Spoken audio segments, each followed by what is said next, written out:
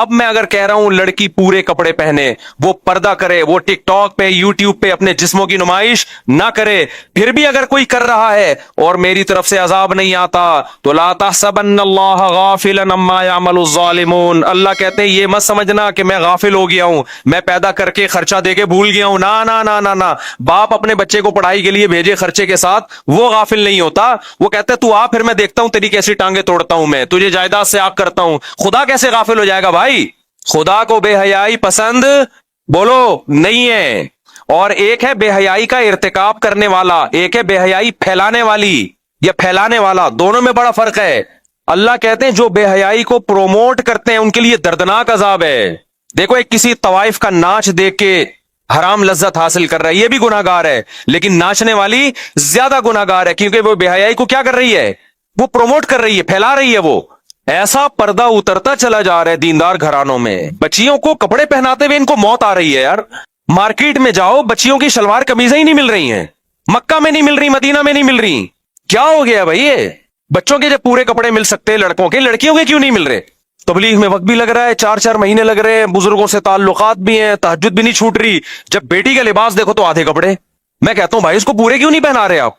کہتے ہیں ایکچولی وہ وائف گئی تھی مارکیٹ سے، یہ اٹھا کے لے آئی، وہ کہہ رہی کوئی بات نہیں جب بڑی ہوگی۔ میں نے کہا نہ نہ نہ، بڑی ہوگی نہیں پہنے گی، آپ بچے کو بچپن سے برہنہ رکھو، بڑے ہو کر کبھی کپڑے، وہ عادی ہو جائے گا، پھر وہ اس میں حیا ختم ہو جائے گی۔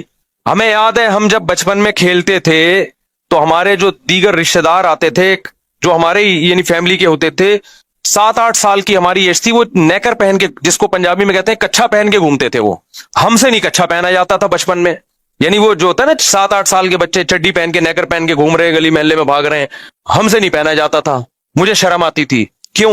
ہمارے ابا نے ہمیں کبھی کچھا پہننے اس عمر میں بولو نہیں دیے، ایک حد تک ابا نے کنٹرول کیا، اس کے بعد اب ہمیں خود ہی شرم آنے لگی، یار میں چڈی پہن کے کیسے، حالانکہ 7 8 سال ایج تھی ہماری، وہ شرم آتی تھی۔ آج ماں باپ بچوں کی شرم کھرچ کھرچ کے نکالتے ہیں۔ کلو مولودی یولد علی الفطرہ، نبی نے فرمایا ہر بچہ فطرت پہ پیدا ہوتا ہے، شرم و حیا لے کے پیدا ہوتا ہے، ماں باپ کیا کرتے ہیں اس کو فطرت سے ہٹا دیتے ہیں۔ بچی میں شرم بیٹوں سے زیادہ ہوتی ہے۔ میں جدہ ایئرپورٹ پہ تھا، ایک 7 8 سال کی بچی، جیسے فیملی والے مجھے دیکھتے ہیں بچیاں آتی ہیں سلام کرنے کے لیے، تو ایک چھوٹی سی 7 8 سال کی بچی، میں نے مسافے کے لیے ہاتھ بڑھایا، بچی نے نہیں بڑھایا ہاتھ، تو اس کے والد نے کہا مفتی صاحب ہم نے اس کو منع کیا ہے مردوں سے ہاتھ نہیں ملانا۔ مجھے بہت اچھا لگا اس کا عمل، بہت پیارا لگا اس کا، میں نے کہا آپ نے بہت پیاری تربیت کی اپنی بیٹی کی، بچیوں کو بولڈ بنا رہے ہو آپ یار، جو بڑے ہو گئے وہ تو ہو گئے نا، بچیوں کو تو آپ کم از کم، بچی تو پورے پراپر ڈریس میں بہت پیاری لگتی ہے، پھول لگتی ہے وہ۔ کتنے لبرل لوگ پریشان ہیں کہ ہماری بچی ہمارے سامنے ادھورے کپڑے پہن کے بیٹھتی ہے، اس کو شرم ہی نہیں آتی۔ میں نے کہا شرم تو آپ نے نکالی ہے اس کی، اور یہاں بیوی کے غلام بن جاتے ہیں۔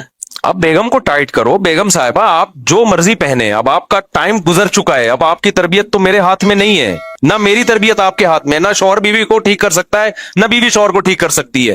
آج کل سختی کریں گے سوائے طلاقوں کے کچھ بھی حاصل نہیں ہوتا، گھر بسانے کے لیے کمپرومائز کرنا پڑتا ہے، محبت سے سمجھائیں۔ تبلیغ میں وقت جب لوگ آتے ہیں نا میری بیگم پردہ نہیں کرتی، یہ نہیں، میں کہتا ہوں بھائی اب تبلیغ میں وقت لگوا لے، اس کا زبردستی کرنے سے وہ پردہ نہیں کرے گی، بغاوت پھیلے گی اور طلاقیں ہوں گی، بچے رولتے ہیں، بربادیاں۔ محبت سے سمجھاؤ، اس کے علاوہ کوئی آپشن نہیں ہے۔ میاں خراب ہے تو عورت کہتی ہے کیا کروں گے، صبر کر بھائی، تو محبت سے سمجھا، تبلیغ میں وقت لگواؤ، اس کے علاوہ کوئی راستہ نہیں ہے۔ لیکن بیٹیاں کس کے کنٹرول میں ہیں؟ ماں باپ کے کنٹرول میں ہیں۔ بچی کو اگر آپ کی بیگم بگاڑ رہی ہے کمپرومائز نہیں کرنا ہے، یہ شوہر بچی کو بگاڑ رہا ہے، عورت کمپرومائز نہیں کرے۔ پراپر کپڑے، بچوں کی تربیت دنیا کا سب سے آسان کام ہے، ذہن میں رکھنا، بہت کوئی مشکل کام نہیں ہے۔ جو کہتے ہیں نا اتنی زیادہ بچوں کو کون پالے گا، کیسے پالیں گے، بچے خود ہی پلتے ہیں، بلکہ بچے ماں باپ کو پالتے ہیں۔ جس گھر میں بچے نہیں ہوتے ماں باپ نہیں پلتے، ڈپریشن میں جاتے ہیں ماں باپ۔ میرا تو یہ کانسیپٹ ہے کہ ماں باپ بچوں کو نہیں پالتے جتنا بچے ماں باپ کو پالتے ہیں۔ جس گھر میں بچے نہیں ہیں ماں باپ نہیں پلتے، اس میں ڈپریشن میں جاتے ہیں، لڑائیاں ہوتی ہیں، طلاقیں ہوتی ہیں۔ جہاں بچے ہیں ماں باپ خود ہی پل جاتے ہیں محبت سے۔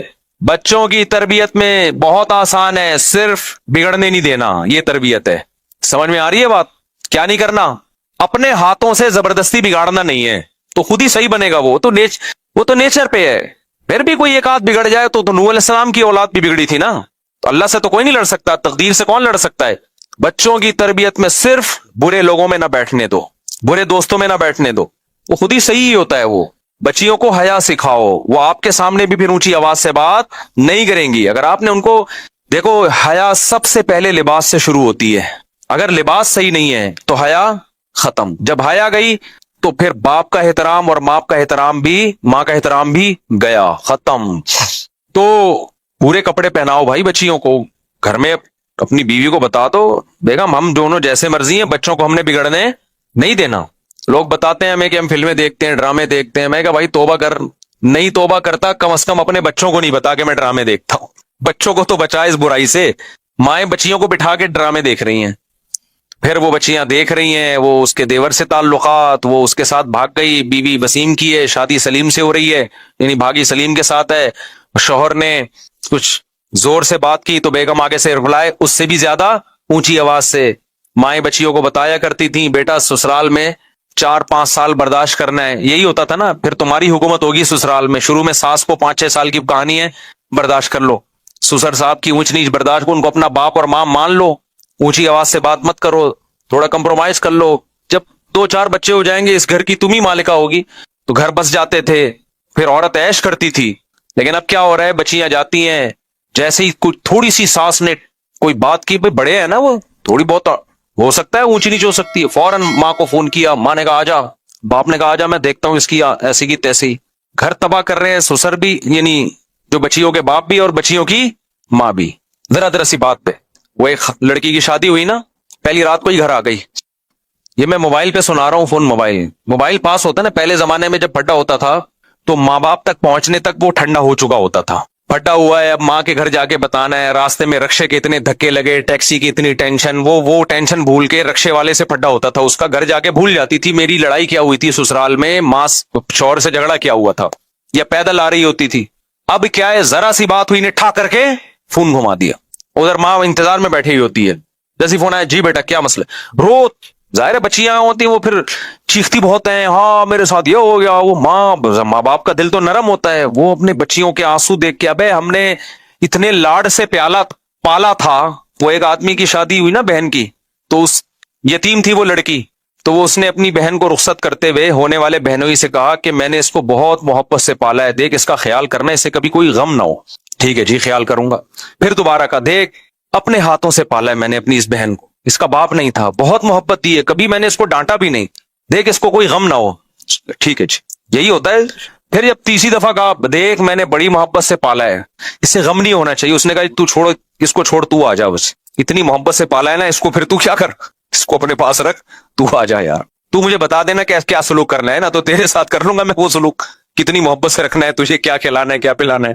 تو اتنا زیادہ سسرال کو ویلیو نہیں دی جا رہی ہے. جس گھر میں گئی ہے تو تھوڑا سا اس کو ویلیو دے دو بھائی, تھوڑا سا برداشت کر لو, آگے پھر ایڈجسٹ ہو جاؤ گی خود ہی, تو 2-4 بچے ہو جائیں گے, پھر دیکھو تمہاری حکومت ہوگی. تھوڑا سا بچے بڑے ہو جائیں نہ جی, جاتے ہی ایک دم ایڈجسٹ ہونے میں ٹائم لگتا ہے. تھوڑا ان کی سنو, تھوڑا اس کی سنو, اس کو تھوڑا صبر کی تلقین کرو. نہ جی نہ, ہم اپنی بچی کے آنسو نہیں دیکھ سکتے. جس کی طبیعت میں لچک نہیں ہے نا, وہ نہ ملک چلا سکتا ہے, نہ وہ گھر چلا سکتا ہے, نہ وہ کاروبار چلا سکتا ہے. آپ نے بہت سے دکاندار دیکھے ہوں گے ناک میں مکھی بٹھا کے بیٹھے رہتے ہیں. کوئی کسٹمر آیا, الٹی بات کی, جڑ دیا اس کے, تھوڑے دنوں میں آپ کو نظر آئے گا ہوٹل کیا ہے, بند. ہمیں یاد ہے کراچی میں KPK سے اور پنجاب سے بہت سے لوگ آئے کرتے تھے, ڈرائیور کنڈکٹر وغیرہ, بسیں چلاتے. شروع میں ان کے پھٹے بہت ہوتے تھے, تو پھر ہم نے دیکھا کہ آہستہ آہستہ کنڈکٹروں اور ڈرائیوروں نے نا کسٹمر کی اور جو مسافر ہے نا ان کی برداشت کرنا شروع کر دی تھی. یہ ہم نے خود اپنی آنکھوں سے دیکھا.